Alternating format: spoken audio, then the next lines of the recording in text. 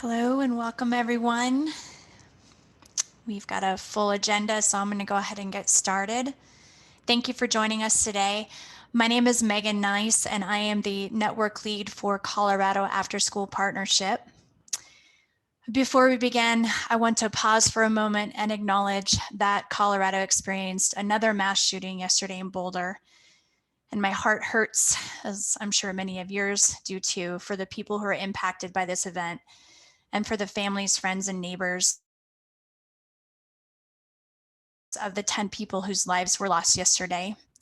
And as I watched the news, I was reminded the importance of community and connection, something that we all need now more than ever, especially with our youth. And supporting youth and families and communities is why we are here today. So as I said, my name is Megan Nice, and I am the network lead for Colorado Afterschool Partnership, or CAP. CAP is part of a 50 statewide after-school network funded through the C.S. Mott Foundation. And this network is made up of after-school and summer learning champions who foster partnerships and policies to develop, support, and sustain high-quality opportunities for youth. The purpose of today's session is to paint a picture of the current landscape of after-school and summer learning opportunities in Colorado. We know that these out-of-school time programs, also called OST, provide academic support, enrichment opportunities, healthy snacks and activities, and a lifeline for families. And this year, the social and emotional support and relationships that after school and summer creates are even more crucial as we move beyond the pandemic's hold. It's an exciting time for OST. Biden's American Rescue Plan Act recognizes the importance of after school and summer learning. With this influx of funding, these vital programs have the chance to expand partnerships into more high-need areas and into more schools, and to increase the number of students served. Programs that had to close or move to lower capacity can reopen and re-engage with students that need it the most. We can create more opportunities for more kids. The dream of after school for all could indeed become reality. We will begin our session today with Jen Rinehart, Senior Vice President, Strategy and Programs with Afterschool Alliance. Jen will share recent findings from the America After 3 p.m. report and talk about how the data makes the case that after-school and summer programs accelerate learning with unique academic, social, and emotional supports. Then 3 Colorado providers representing rural and urban settings will share how they supported Colorado youth, families, and communities over the last year, and what they see as needs for youth and families this summer and next school year. So thank you, and welcome, Jen.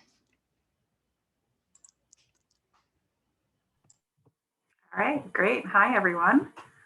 I'm gonna pull up some slides here and share my screen. So just give me 1 second for that. I'm excited to be with you today. It's always great to talk to folks in Colorado. I actually years ago was a program officer with the 21st Century Community Learning Centers program at the U.S. Department of Education. And your state is one of the states that I worked with. So I had the honor of visiting a number of programs across the state back in those days when 21st Century was federally administered, and then have come out and talked to folks at different conferences over the years too. So it's good to be able to join you this way today. And I echo Megan's condolences and sorrow about the recent events. So my heart goes out to all of you for sure. So digging in, because we are going to try and squeeze a lot into an hour here and really leave you with a lot of great information and hopefully spur some good thinking. My role here, as Megan said, is really to share with you findings from our most recent research project. And so let me switch this to presentation mode. Sorry about that. So this is from America After 3 p.m., which is the most comprehensive look at how kids in America spend their after school hours. It's a survey that we do every 5 to 6 years. And we know that these are data that will continue to be used for years to come by after school advocates like yourselves, by policymakers, by after school providers like many of you on the line as well. So really eager to get this information out as broadly as possible so that folks can begin putting these data to good use, which will be incredibly helpful as we're working to make the case around the American Rescue Plan, as Megan suggested already.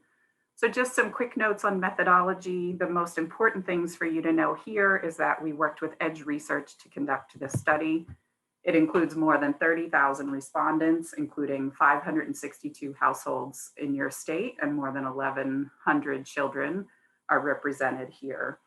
The surveys were conducted mostly online, but we did supplement them with interviews by phone, and all of our data were collected between January and March of 2020. So these are pre-pandemic data, but I think many of the issues that our study reveals have only been exacerbated more in the midst of the COVID pandemic. We have 5 big takeaways from our research, and I'm gonna spend a little bit of time talking you through each one of these. This is just a quick summary slide so you can see them all in one place. So our first takeaway is that unmet demand for after-school programs has reached an all-time high. If after-school programs were available to them, almost half of all the children in Colorado who do not participate in a program now would participate in one if one were available to them. So you can see that's about 400,000 children who would be in programs if programs were available to them. That's up 21 percentage points since 2004, and is the highest level of unmet demand that we've seen for after-school programs. And this is true nationally as well as here in your state. In 2020, for every child in an after-school program, there are 5 more who are waiting for an available program. And that data point is greater here in your state than it is at the national level. Moving on to our second key finding, demand surges as parents recognize key benefits from after-school programs. Behind these high levels of demand that we see for after school is a growing recognition of the wide variety of benefits that after school programs provide for young people and for families. You can see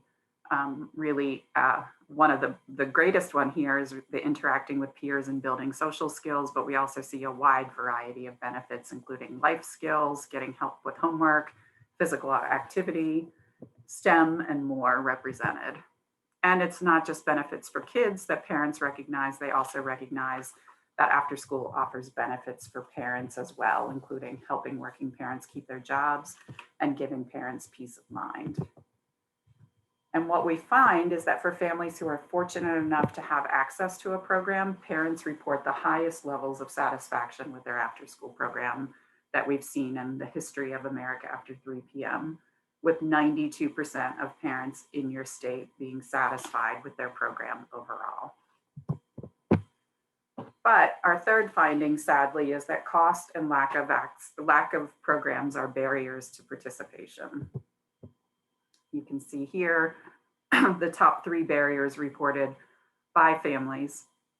Programs are too expensive, transportation issues, and lack of available programs are those top 3. And the blue and orange circles show you that all 3 of those have gotten greater in the time frame between when we did the last survey in 2014 and the new 2020 data. And sadly, we're seeing that these growing barriers are translating into fewer young people participating in after-school programs today. And for the first time in more than a decade, the number of kids in after-school programs has decreased. And while that decline alone is troubling, what's even more troubling is that we see the greatest decline among low-income families. So these numbers are national numbers. We don't have a large enough sample size for states to be able to break this out at the state level, but because most of the other trends really are similar at the national level, we think this would hold up at the state level as well. But we can see that in the time period, again, from 2014 to 2020, while participation among higher income families decreased by about 400,000 young people, participation among low income families decreased by almost 2 million young people. So really a stark reflection of the inequities here in terms of access to after school programs. One of the things we decided to dig into on this front is really trying to look at public funding and how that has changed over the same time period. So when we couple the America After 3 p.m. data with data on participation in the nation's largest funding streams for after school, we find that about 2.1 million young people have been benefiting from these publicly funded programs like the 21st Century Community Learning Centers. And these public funding streams have been a lifeline for lots of young people and for families, but most of them are not keeping up with the demand that we see and the cost of providing a high quality program. And in some cases, there are challenges with programs, right, reaching some of the communities that we most need to reach. But looking specifically at 21st Century, even though if we look just at the numbers, it looks like 21st Century funding has increased over time. When we adjust those numbers for inflation, it actually turns out to be a $10 million decrease. So helps to explain why fewer young people, especially young people with low income, are no longer are participating in after school programs now. So I've touched on this already, but obviously there are inequities that are evident here and the barriers are higher for families with low income. But just to give you some specific data, again, these numbers are national level data because we couldn't break this out at the state level, but would expect these same trends to hold up. So these are the same barriers that I mentioned already, but you can see how each of them are greater when we look at low-income households and we look at low-income households of color. So we're going to end on a good news note, which is that parents show strong support for expanding after-school opportunities. And nearly 9 in 10 parents in Colorado are in favor of public funding for after-school opportunities.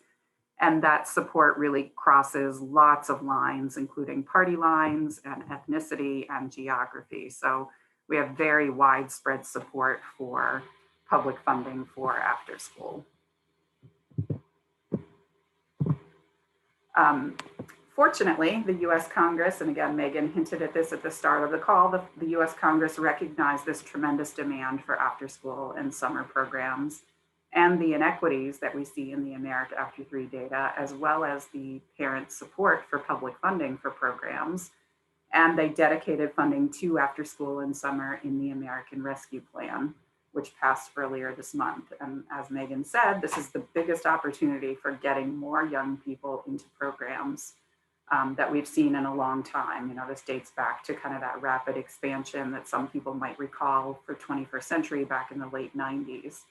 So if we look just at the education dollars from the American Rescue Plan, the state set-asides alone could serve about 9 million more young people, which would double the number of young people that America After 3 p.m. finds are currently in programs today. So just leaving you with a little bit specifically about how this would work out in your state and how those, again, education dollars would flow. Most of the money will go straight from the state education agency to school districts.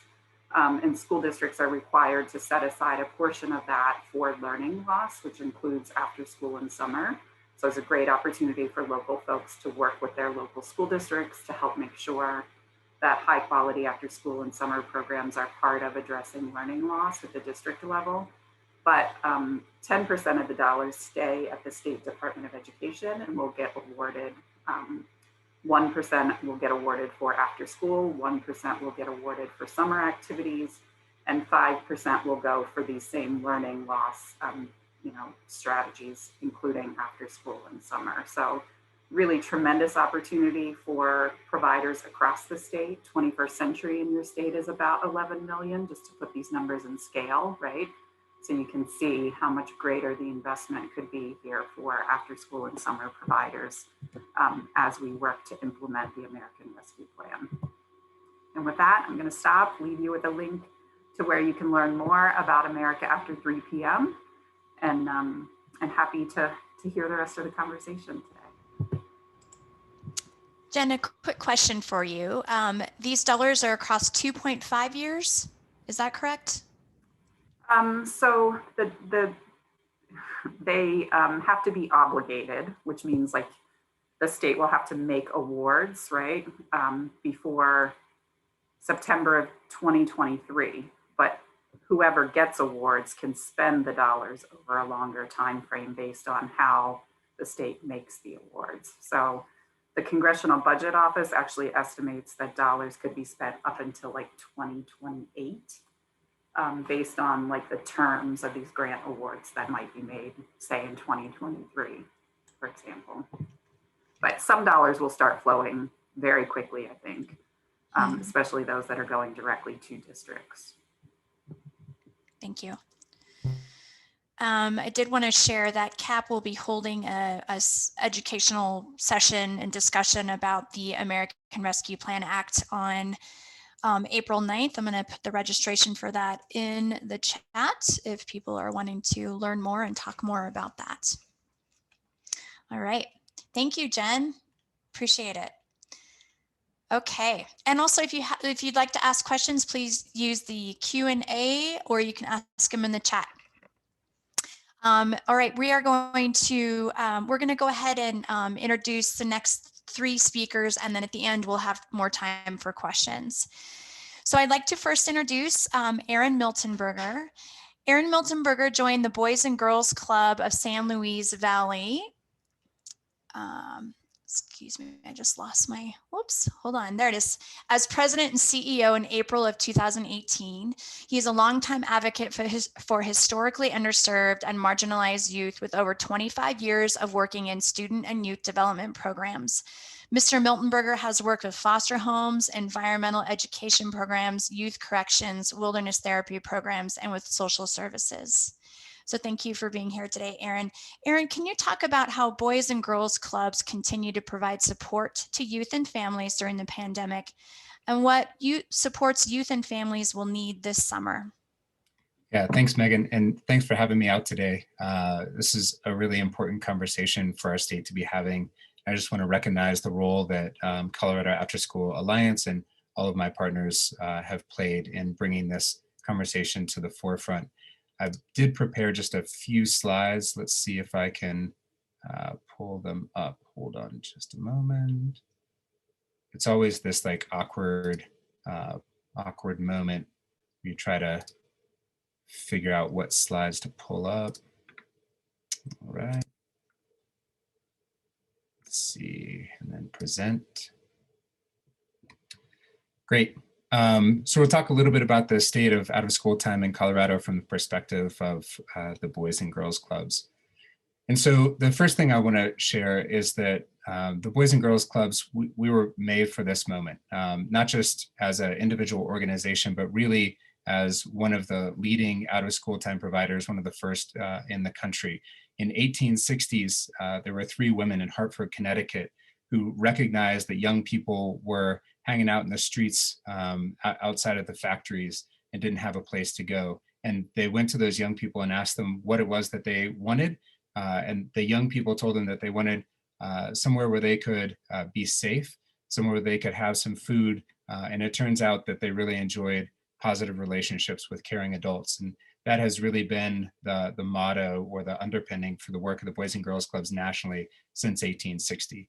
I will say, as a Boys and Girls Clubs in Colorado and in the San Luis Valley, when the opportunity came for us to make a decision about how we wanted to respond to the COVID-19 pandemic, we teamed up our staff and asked that same question. What is it that we need to do for our community?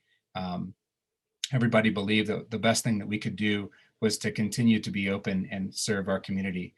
We worked with the state of Colorado and the governor's office. In a period of 7 days, we became licensed with an emergency licensure as a child care facility so that we could continue serving the young people who needed us most.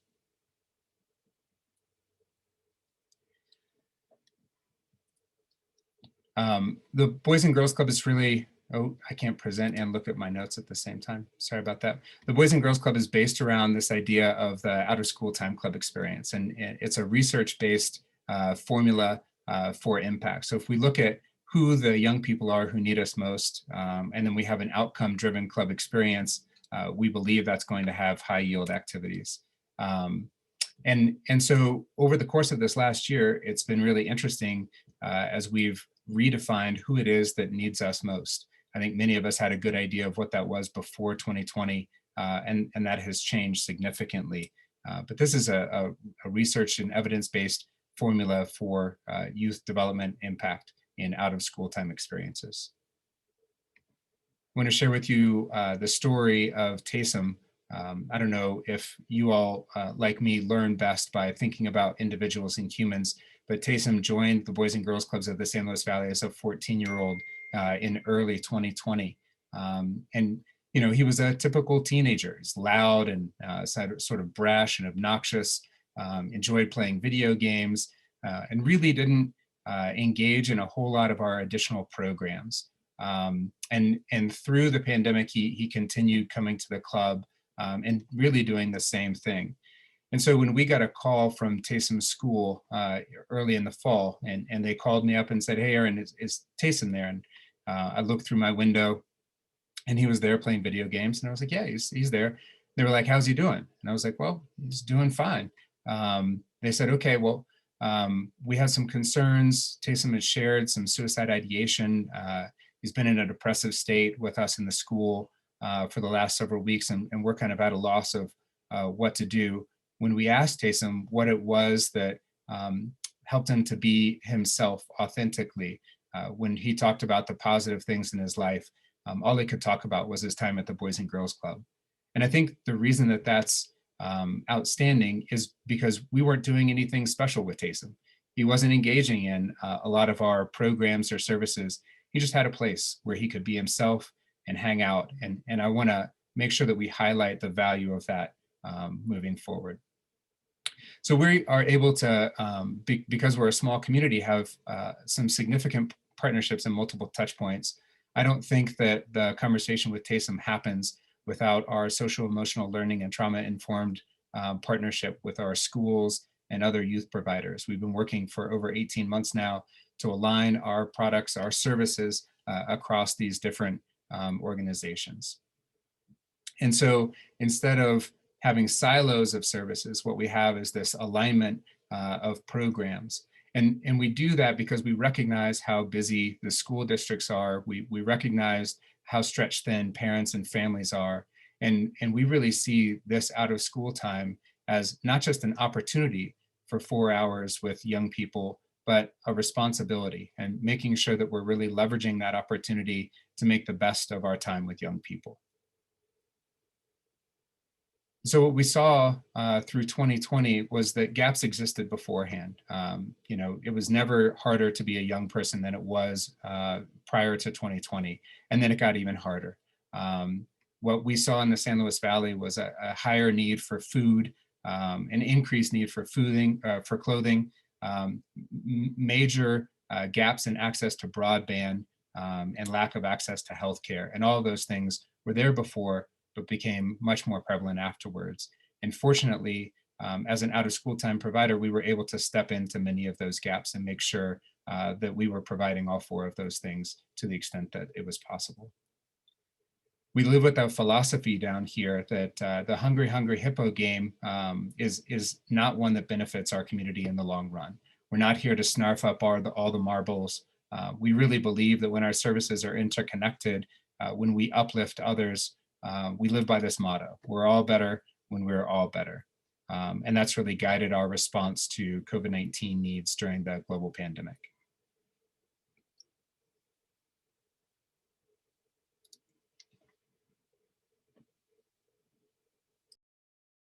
I think that was my 5 minutes, Megan. Yeah.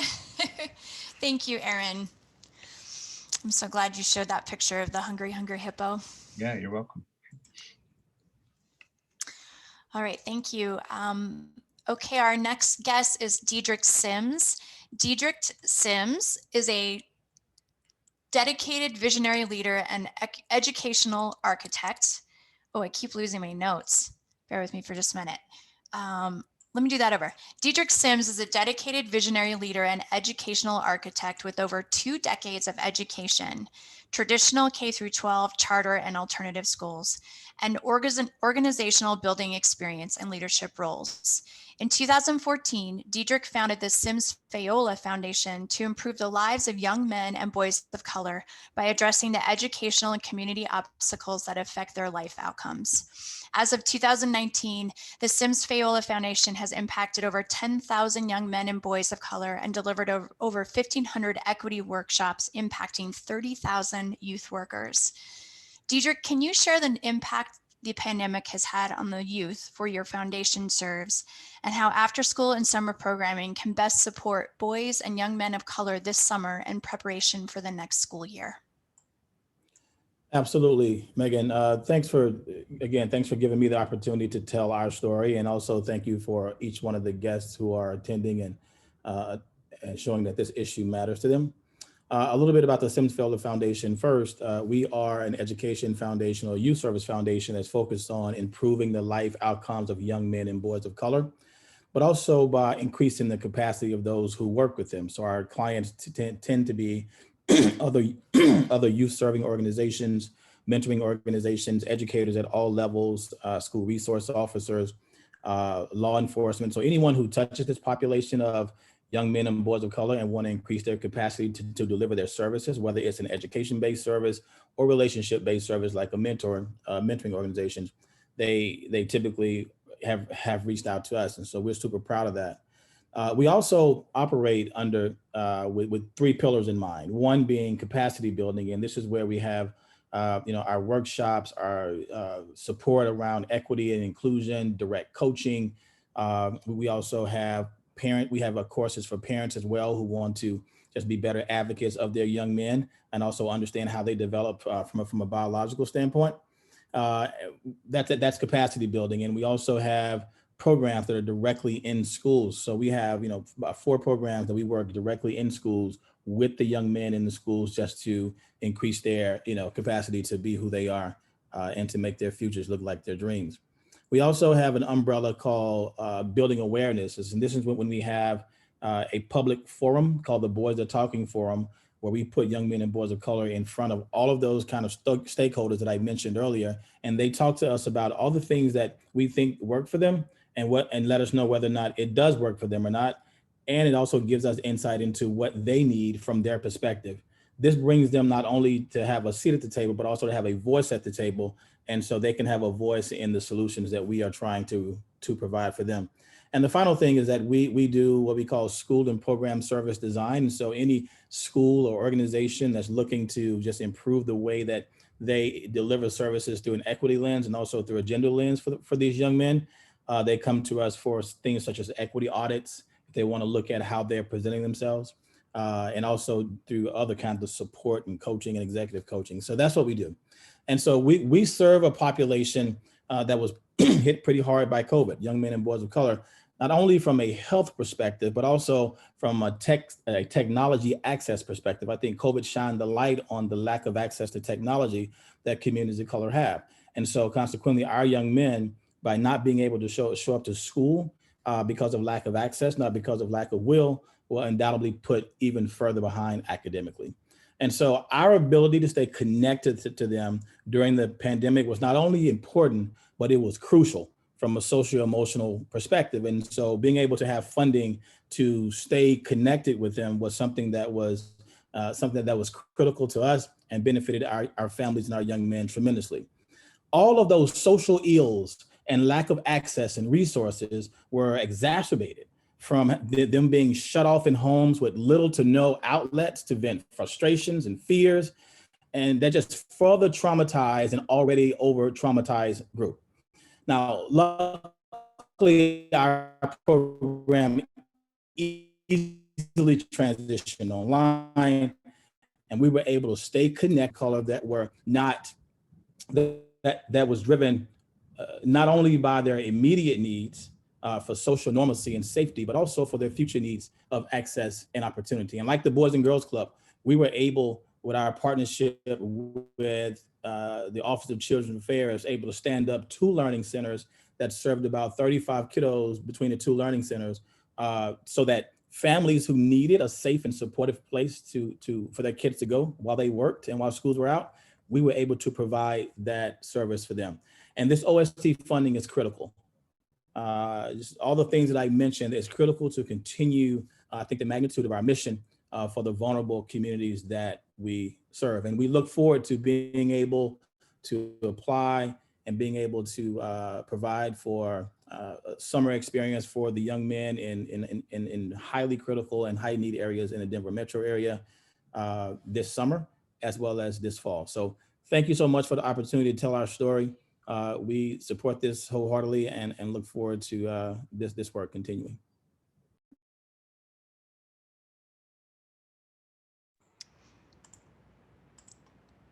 All right, thank you, Dedrick.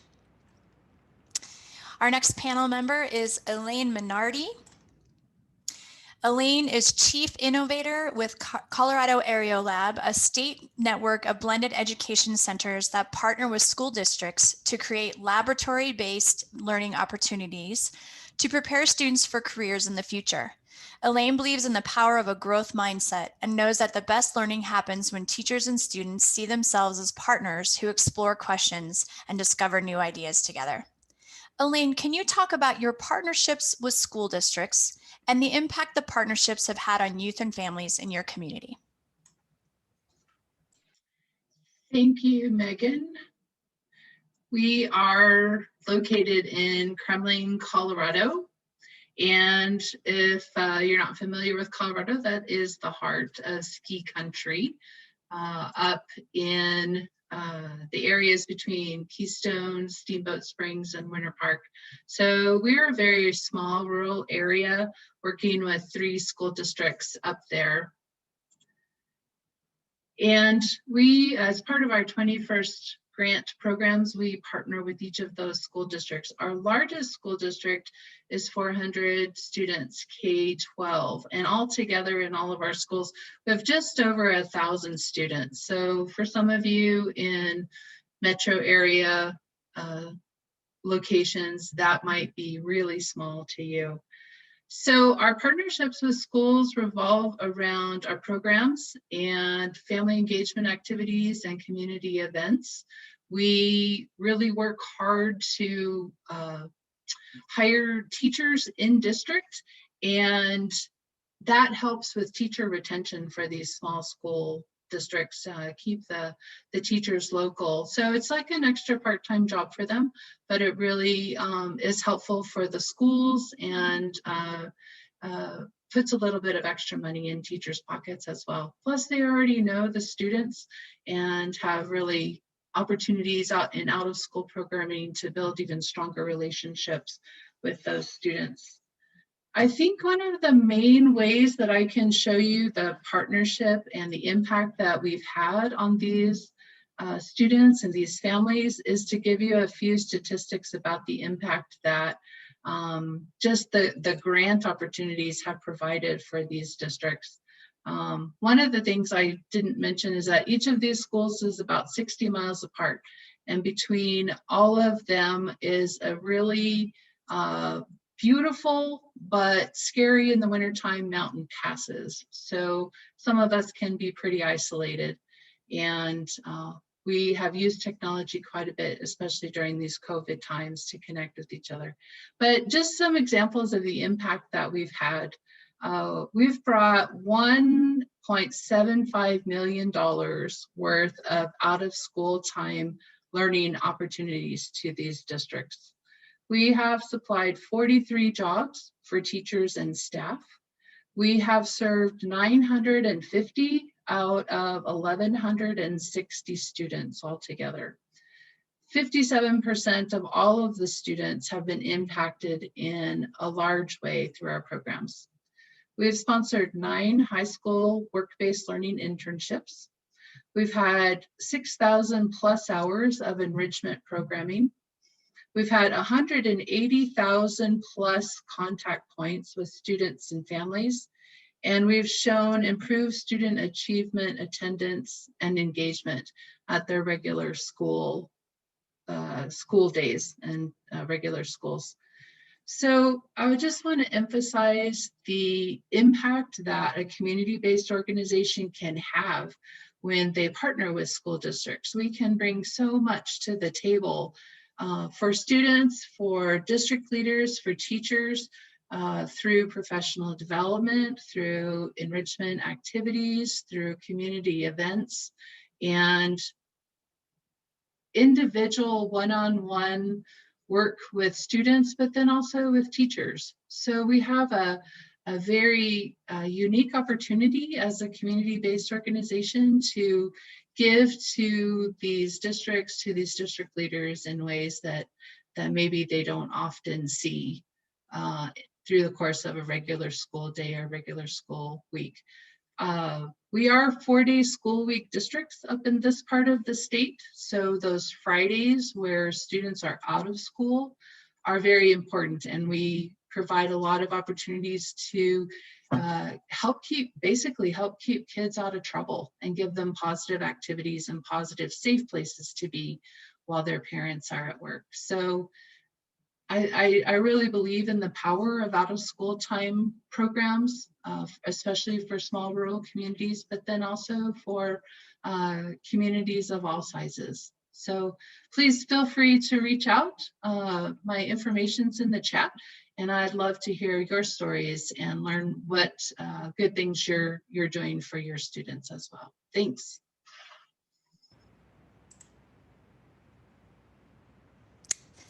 Thank you, Elaine. Thank you to all three of you for everything that you're doing for the youth and families and communities of Colorado. Amazing work. Well, we'd like to open it up to questions. You can ask your questions in the Q&A, or you can put it in the chat. We've got a lot of really experienced people here that you can ask questions to. I do have a couple that I have prepared. One of the strategies to make up for the unfinished learning is to extend the school year and extend the school day. And I was wondering what the three of you thought about that strategy.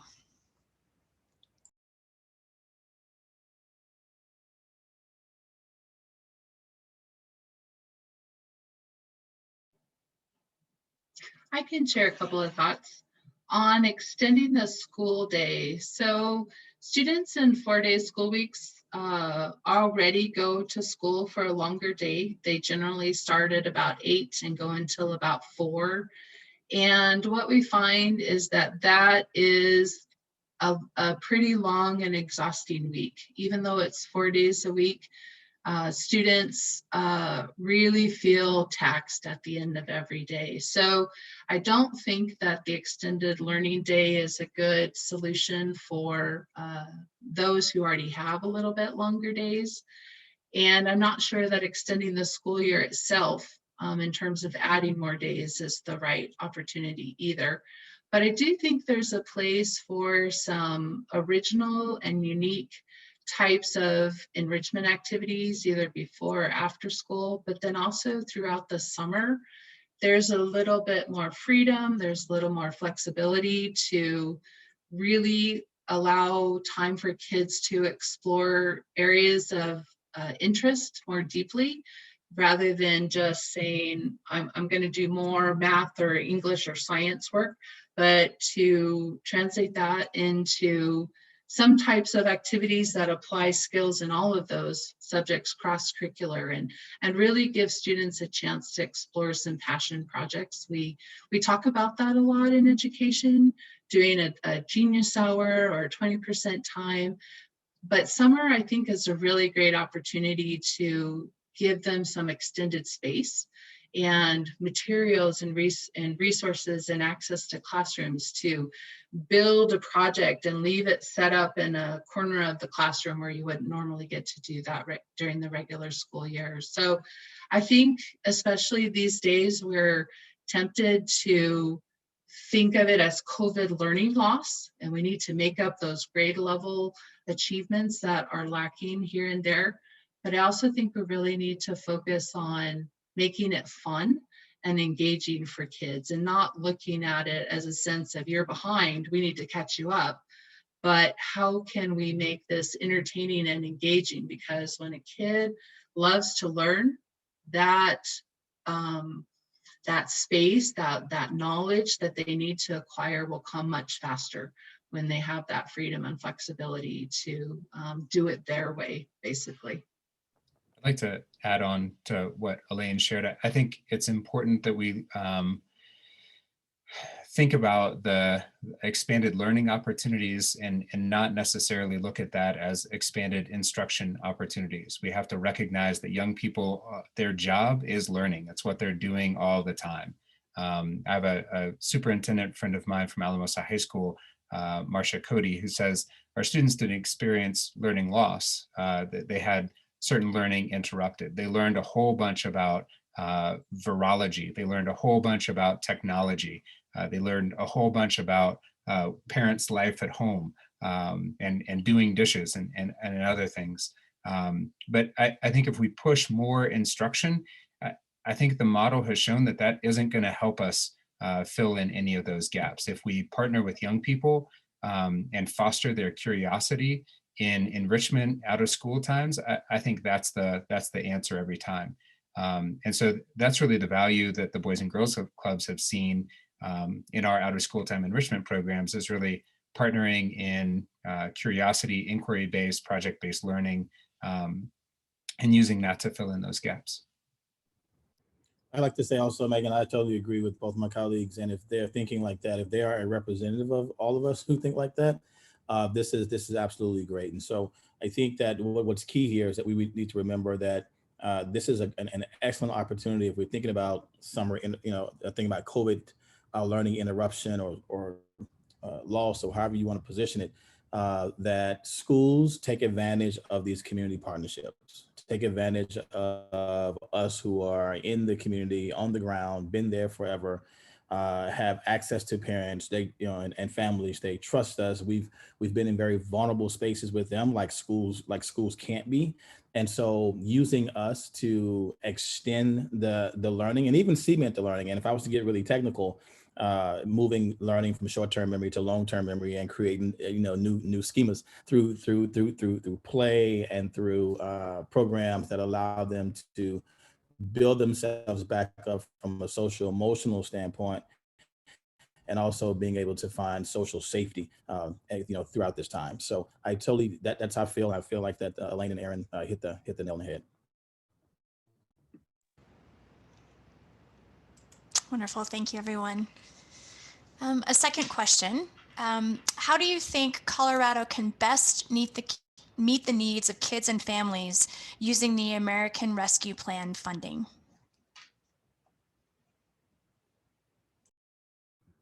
I think, with the, I guess, progression of funds that Jen showed earlier, I mean, we see how what the plan is for them to be able to move monies from state educational agencies to local education agencies. But, I mentioned this earlier, I think, in addition to that, part of that package and part of what I think maybe some language should be leveraged to kind of push or influence LEAs to partner with community-based organizations and not try to do it all themselves.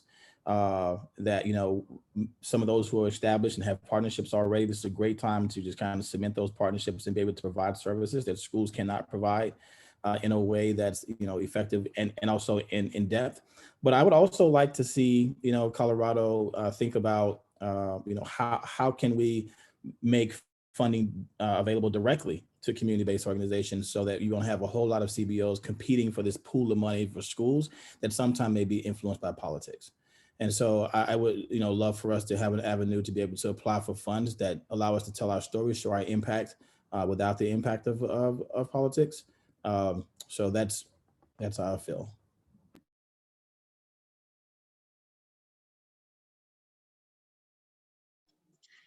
I'd also like to add on to that, to have some way for CBOs to interject their creative ideas and programs into the conversations. So, for example, in one of our districts, we are partnering with them for the RISE grant.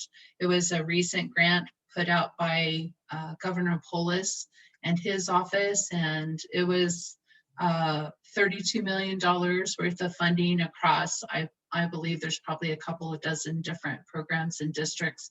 That was specifically meant for districts to partner with organizations like CBOs and other entities. But it was really driven by the public school districts themselves. And at least in our case, while we did have some conversations about the types of programs that they would like to see, the main bulk of that grant was written from a public education viewpoint. And given all of the rules and regulations and standards and testing and all of that part of the process that are part and parcel of public school districts, it really limited the scope and vision of all of the other creative kinds of ways that we could reach kids. And they were the ones that wrote the grant. They're the ones that administer the grant. And we had some input in the process, but not as much because they are so steeped in how this is how we always do it. So somehow or another, we need to be able to open those boxes and allow the voices of CBO leaders and those with a alternative creative educational ideas to really have some stronger voice in that process. And I would really like to see those dollars that are coming to the states where, again, they're going to be distributed based on LEA's models and opinions and grant writers. Somehow could we open that up to allow groups like ours to have a little more stake, a little more voice in the conversations? Yeah, I think Dedrick and Elaine are knocking it out of the park. What we've seen is that there oftentimes is not much state and federal support that's directed to community-based organizations that are doing out-of-school time work. We like to think of ourselves as a grassroots or a grass tops organization. We're connected. We have boots on the ground. We often hear from our community partners, well, how do you have such great relationships with your parents and families? Well, they walk in the door every day to pick up the kids, and we have a 30-second conversation with every one of those folks about how their day is going and how their children's days are going. So we're cultivating those relationships, and we're hearing from them what the needs are. As a community-based organization, we're able to be more responsive to those needs. We have less layers of bureaucracy between problem statements and solution statements. And I think if we were to see an influx of finances directly to out-of-school time providers, we could see more of those grassroots solutions instead of having to partner with LEAs or higher education to be able to make this community-based change. It's all about, it's about collective impact for me. So it's about partnerships, but right now those partnerships are being led largely by school districts. And I think it's important to know we're already asking our school districts to do so much. Just the instruction that they do, the feeding, the behavior management that they do, the case management that they do is already a significant load. And so allow us as community-based organizations to come in and be good collective impact partners in that work. And Megan, if I may add too, just, if we as CBOs are able to access funding on our own, we can manage up or across and come and directly approach the school districts with things maybe they haven't even thought about or too busy to think about, right? So I think it gives us an opportunity to be real partners in the process of education. And I think one of the ways that organizations like CAP and Afterschool Alliance can really help with is finding a way to highlight the strengths and the stories and the gifts and talents that CBOs uniquely bring to this field of programming. So we each have very unique perspectives. My group, Colorado Air Lab, we like to focus on STEM and workforce development. And we're able to do things for our partner school districts here that they really can't accomplish through the normal activity of a regular school day, week, year, etc. And so other organizations really bring an artistic flavor. Other organizations really bring a social emotional flavor.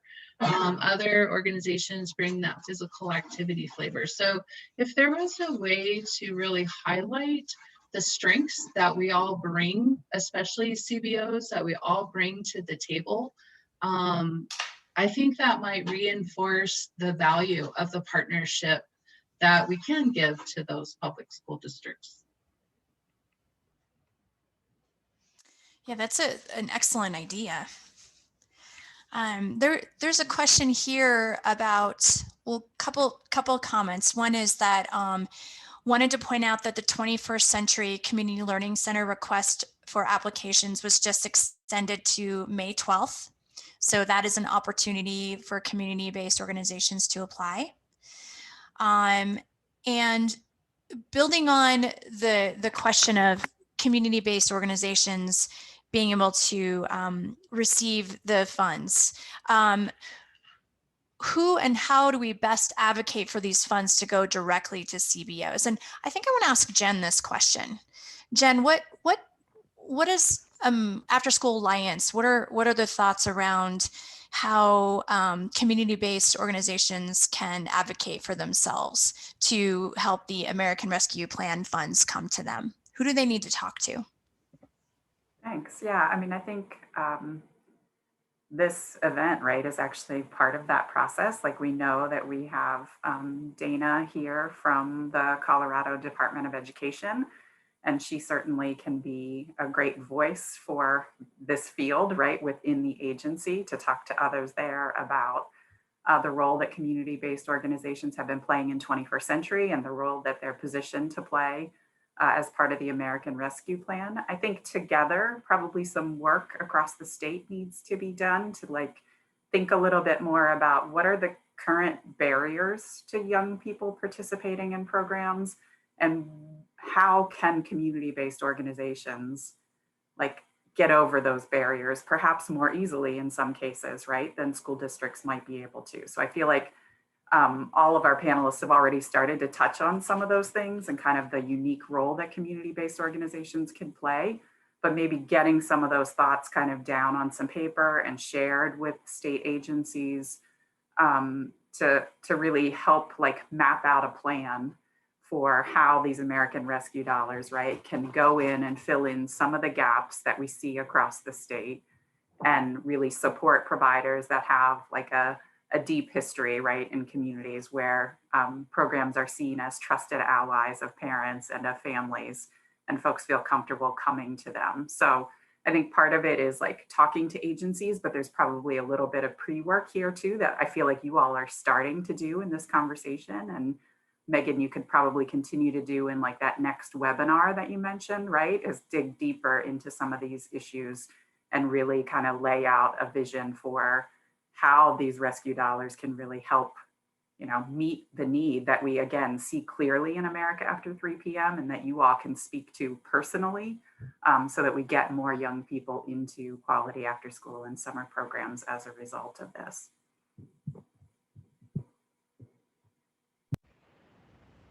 Thank you. And I am noticing that we are starting to come to the end, and I know there's so much more conversation to be had. So I wanted to share a document that I created to allow people to ask questions that maybe didn't get answered, and we will follow up with you. But also, if you would like to join this conversation, talk more, if you have ideas or if you have stories to tell, it's just a place for you to place that or request outreach. And I will also share my email. Let me do that here. And I think we have time for one more. Partnership.org. Okay, and that is my email. I would love to hear from anyone and everyone. So a question about what is the plan to get students more involved in these organizations across Colorado? So I think I'd like to ask the panel, how do you involve students in your organization? What does that look like?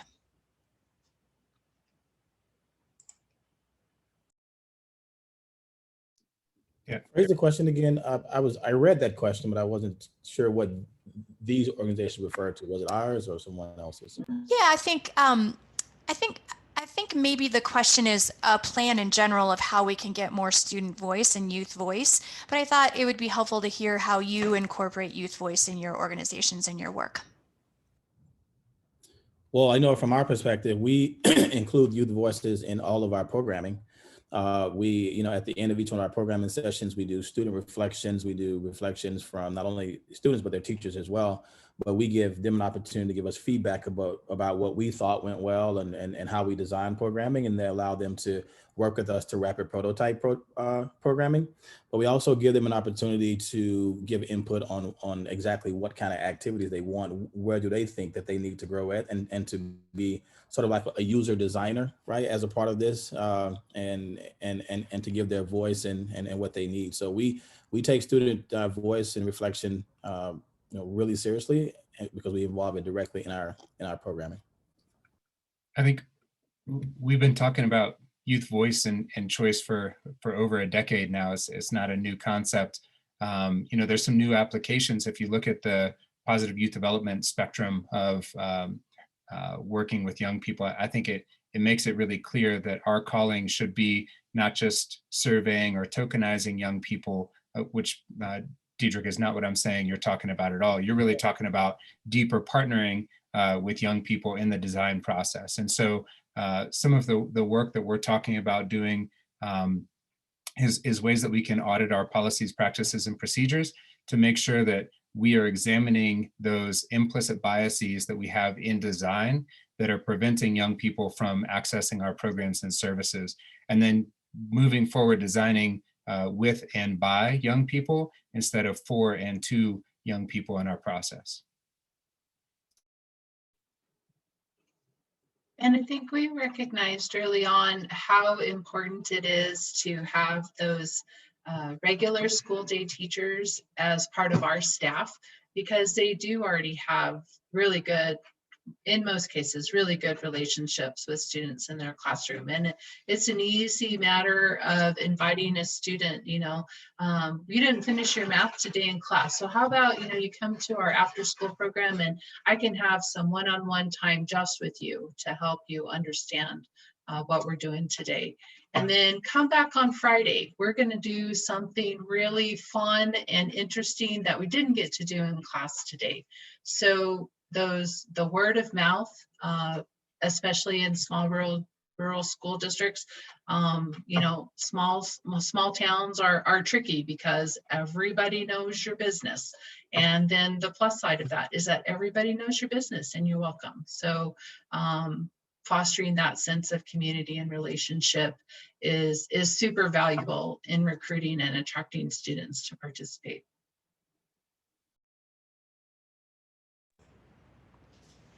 Thank you. Thanks, everyone.